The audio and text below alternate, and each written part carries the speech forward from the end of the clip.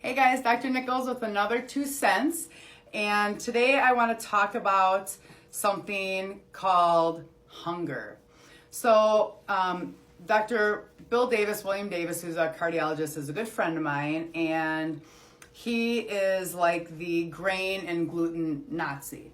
And what he's seen over the years, not only from a cardiology standpoint, a weight standpoint, but also a hunger standpoint, is when people are eating a lot of grains and gluten, the gliadin protein is euphoric. So what can happen is people get the increase in appetite, pleasure seeking with food. And so we see a lot of times when people are eating a lot of grains and a lot of gluten that they're hungry an hour or two after they eat. And that's because of the stimulation of appetite from the gliadin molecule in gluten.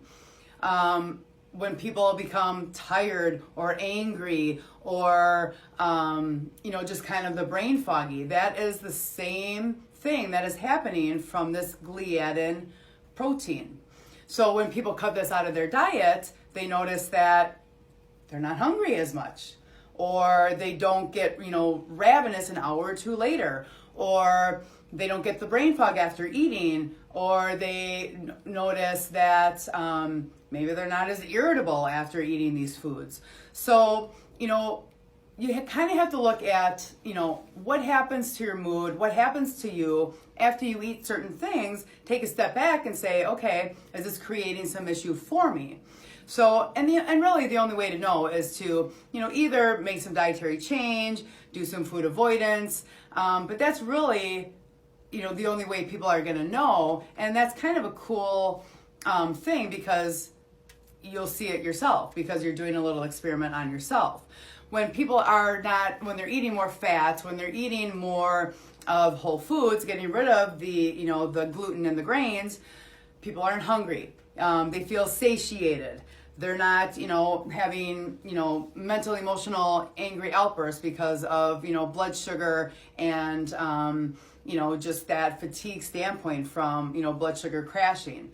So if you notice these things after you eat, a high carb meal or a high gluten meal or a high grain meal, look at trying to take care or get that out of your diet to see how you feel after you eat that. And so maybe you won't be as hungry as you are, which in essence then would help facilitate, weight loss and, blood sugar stability and kind of things that way.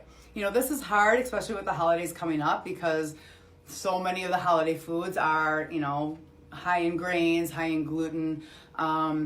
Maybe think about trying to minimize that or decrease that over the holidays, so you can have a peaceful holiday with your in-laws and not want to, So, all right, guys, till next time, you take care. Bye-bye.